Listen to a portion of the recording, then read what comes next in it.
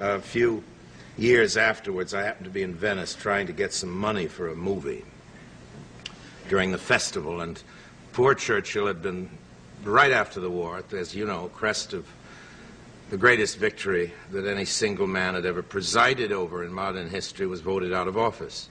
Quite properly, probably, but it was a tragic blow for him. And there he was in the hotel at the Lido with Clemmy, his wife, alone.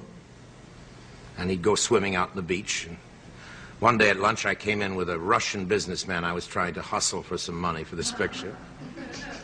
And as we passed Mr. Churchill's table, Mr. Churchill saw me and made that little gesture, and the Russian went out of his mind. This is a white Russian, not a red Russian. This is a, you know, a hustling, semi-Armenian Russian.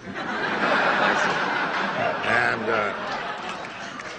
when he saw that Mr. Churchill not only knew me, but gave a rather special acknowledgement, it was clear to me that I had the money for my picture.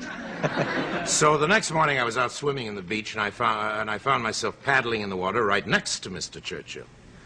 And I hadn't gone up to speak to him, but there we were in the water, and I had known him on and off during the war in a humble capacity, and I said, and he had come backstage to see me, and I said, Mr. Churchill, I think you ought to know what you did for me.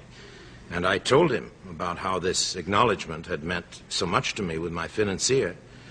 And that day at lunch, I came in with the financier again, and Mr. Churchill rose from his chair and bowed.